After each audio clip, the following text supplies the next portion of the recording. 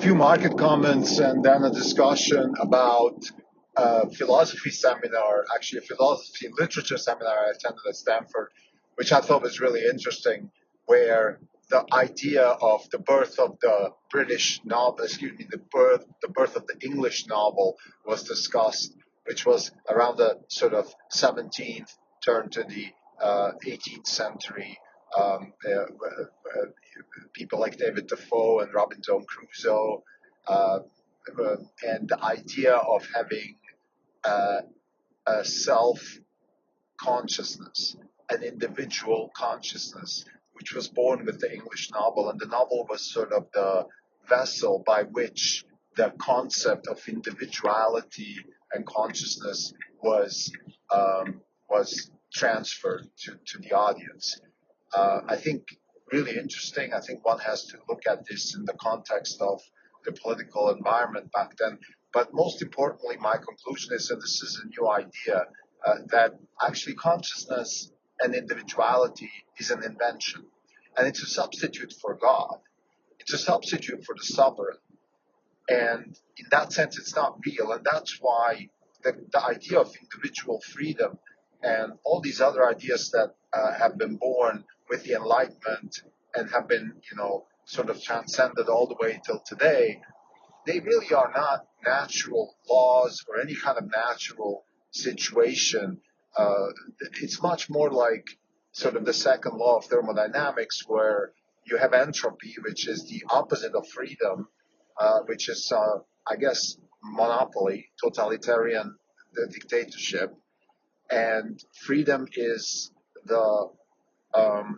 freedom is what you get if you invest enough energy to prevent the system from getting to total entropy, which is monopoly, which is the terror of the Orwellian or Huxleyan nature, which is you either have total fear or total pleasure, but you don't have any diversity whatsoever. Unfortunately, the word diversity has been sort of misused by the anti-freedom movement, by particularly the woke movement, and it doesn't have much meaning anymore. But pre-woke, diversity actually meant something really good. It meant diversity of opinion, diversity of speech, just diversity of ideas. Think about it. You're in a room, you're in a team, you're in a class, you're in a wherever, and you're around people that are very different, have different ideas, that have different agency. That's a lot more interesting than being around, in a country club where everybody's dressed the same and everybody says the same things and everybody laughs the same jokes and all that. So, but just as a tangent, we have this sort of misuse of words where the proponents of totalitarian control, like the Democratic Party in the United States right now, they're using words like anti-democracy when in fact they are anti-democracy. There's a misuse of words. People that want to control speech, they say we need to control speech because the speech that we don't control is anti-democracy, when controlling speech by itself is, of course, anti-democracy. Back to the main subject here. So we have the invention of the English novel, which is the beginning of a trajectory that is leading towards diversity of thought and diversity of senses, diversity of interpretation of nature.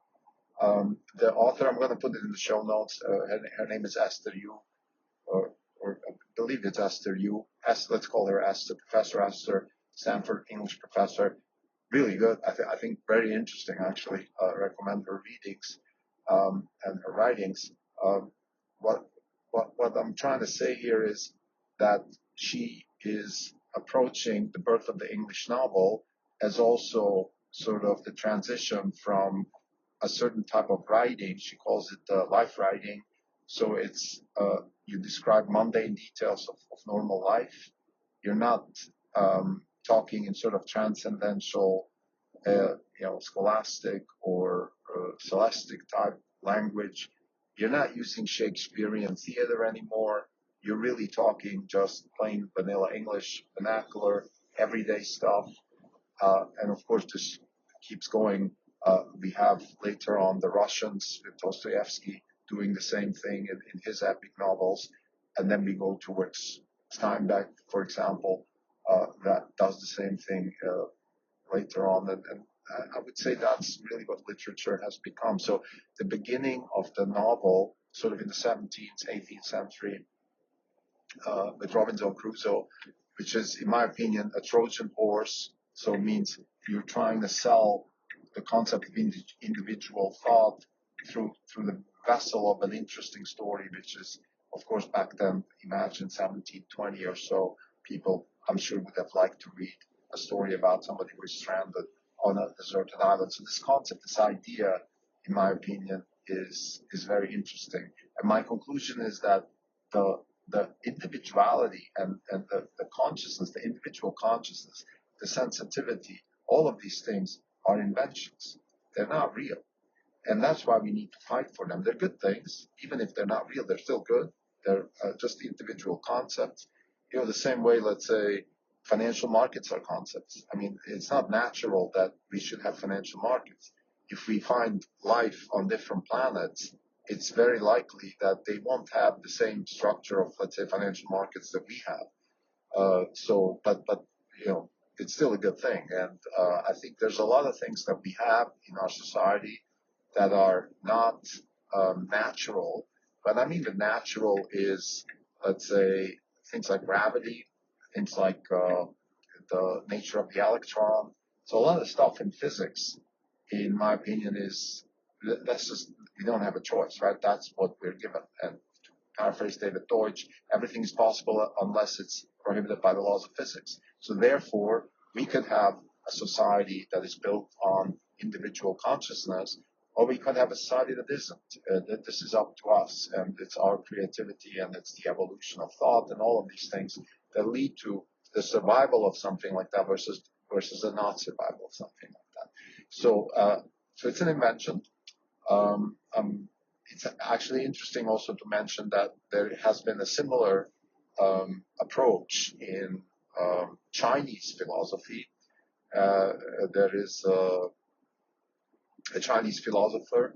The name eludes me right now, but I think it has to do something with Lao Tzu or Lao Tzu or something like that. I'm going to put it in the show notes to correct it. It's just on top of my head right now. But he has been in contrast with Confucius.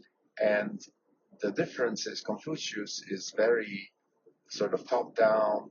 Everything is regulated. Everything is according to very, very strict rules and things like that.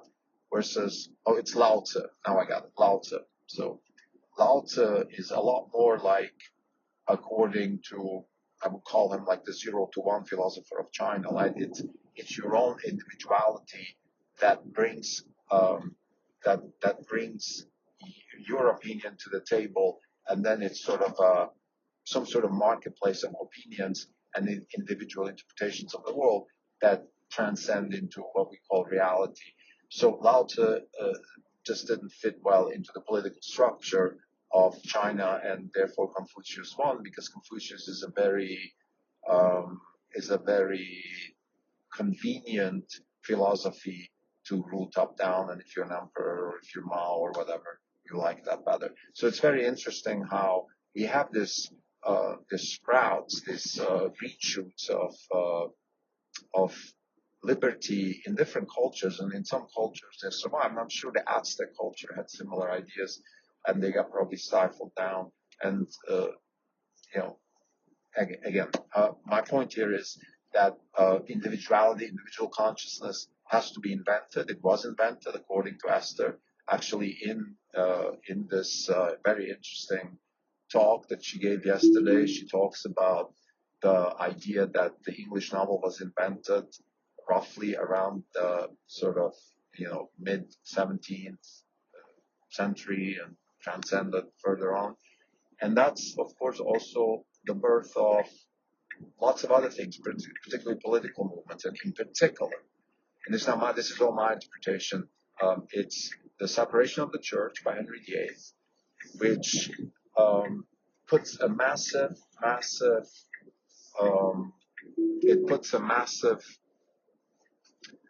vacuum, intellectual vacuum in English culture. And the vacuum is the idea that we are now not legitimized by the church. So the scripture is not what we abide to.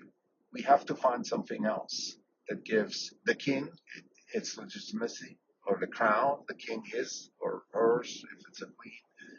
And the whole country needs to have legitimacy. Like there has to be some sort of legitimacy. You can't have a constituency. You can't have a bunch of people living together and pulling on the same string as a nation, as a country, defending its borders, defending the laws of the country and the land of the, if you will, the law of the land.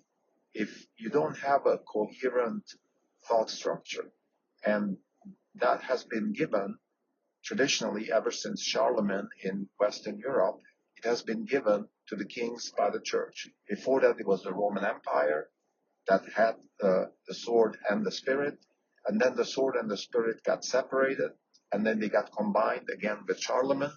And ever since, the sword and the sword, in other words, you had legitimacy by the church, and you protected also the church with the sword, right?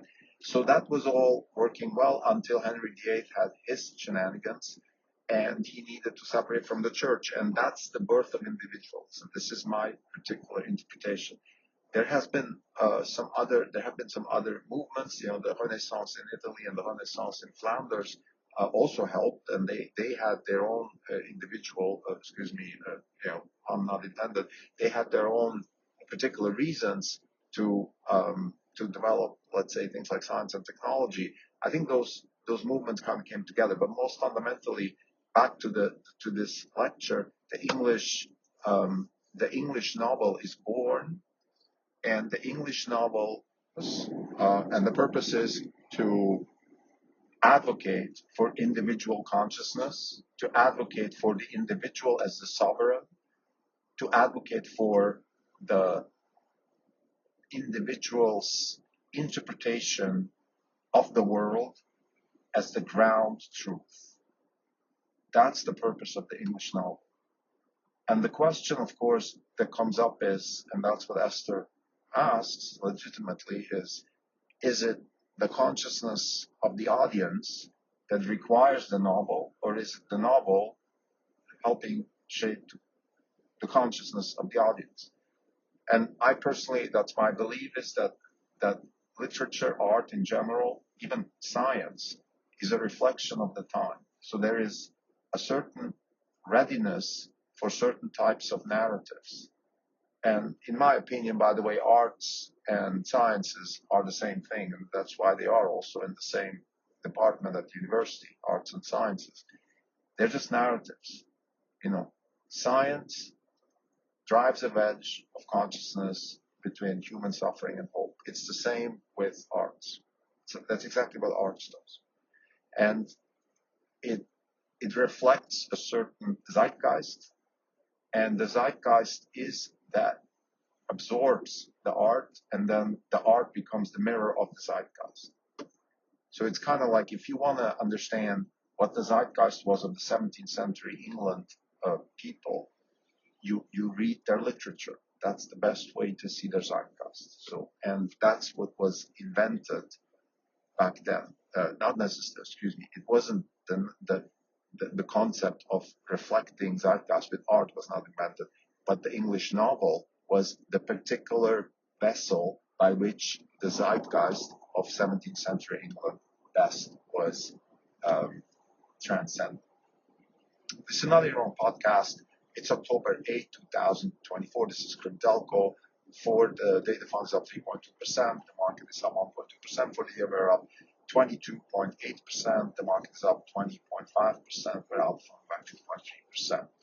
So let me just talk a little bit about the market first before I go into the discussion of the novel. There's some updates in the market I want to bring, and most importantly, what we've seen in the last couple of days is a rise in long-term interest rates.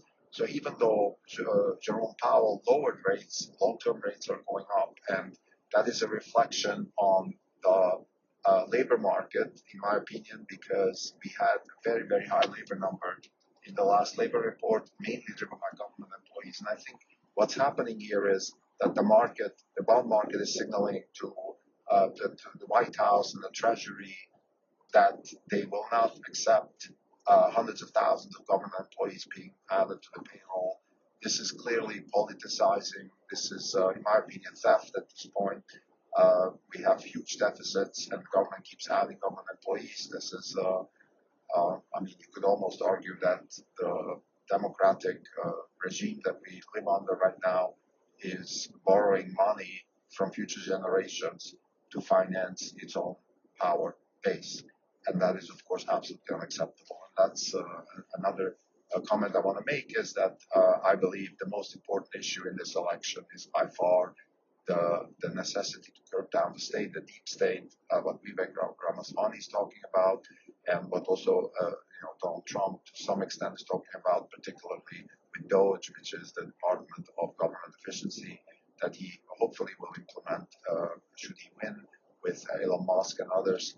This is the most important thing, because no matter what, even if your issue is cultural, even if you have issues with, I don't know, gay people not being represented enough in society, whatever your issue is, if this government, or if we keep spending the kind of money we're spending, and if this buying of votes and buying of power continues, then sooner or later there won't be anything to discuss anymore. We'll have a one-party state with just one opinion, a little bit already what we're seeing right now in places like New York and California, which politically are completely dysfunctional, but they happen to have still very strong legacy economies, to be clear. So these are not economies that are strong. They have strong legacy economies. My point is they're not strong because the current political system has enabled them to flourish. They're strong from past reasons, and the current political regime in both of these states just lives on borrowed time. So now let's get back to the more interesting part.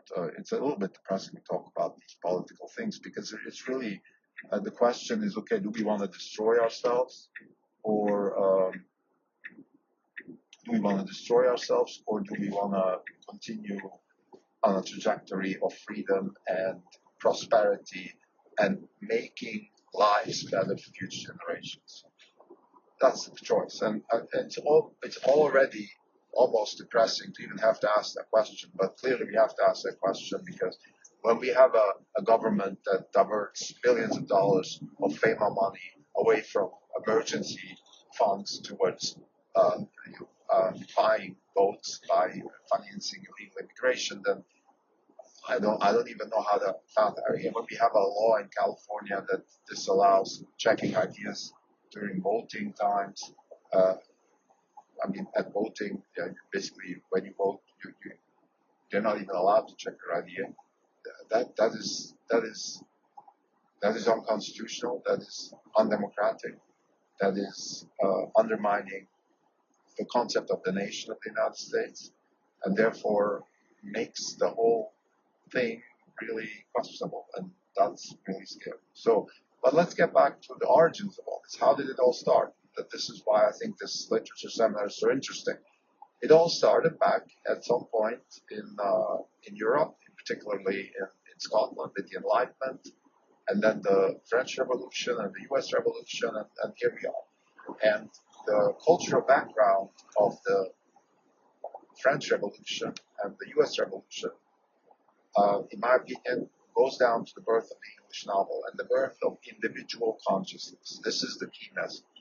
Individual consciousness is born in the novel, in the English novel, with writers like David Defoe, with Robinson Crusoe, and others. And it's also reflected in the arts, in the visual arts, like paintings, sculptures, and things along those lines. But what's really interesting is, in my opinion, that there's a very strong case to be made that individual consciousness is an invention. It's a substitute for God. It's a substitute for the sovereign.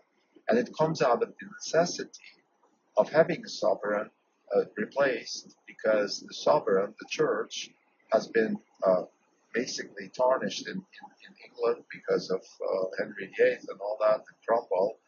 And that is the answer. The answer is we have a new sovereign. It's the person, the you, the I. And it starts with the senses, and then it sort of transcends into reflection. And that's exactly what the English novel is trying to portray. It's life writing, so it's like my daily mundane life gives me, influences my senses.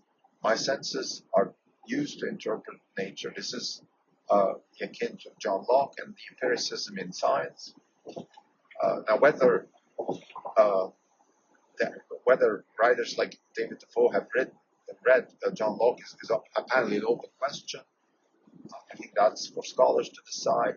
I just find the trajectory first very interesting, and second, the conclusion for today, and this is really the important message, is that the concept of individual consciousness, of individuality, the concept of the separation of the I from other I's and from the state is an invention.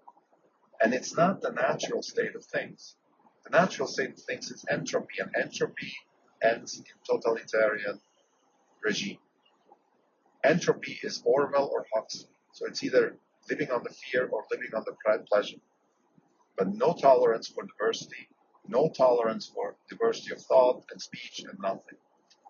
And just as a tangent, today we're a couple of weeks ahead of the election, which is an important election, like every other election is important. But this time it's a bit more scary because, in my opinion, COVID was a coup d'etat. So there's a certain class of people that have taken the power away from us through the Trojan horse of COVID and pandemic, and has done three things. Number one, stolen a lot of money from current and future generations. You can see that in the debt and in the deficits. Number two, taken that money and grown the deep state. So deep state meaning things like agencies like FEMA and the EPA and all the alphabet soup. They've not just grown, but they've also misappropriated the power. So this is Eisenhower's warning now being reflected in full-blown reality.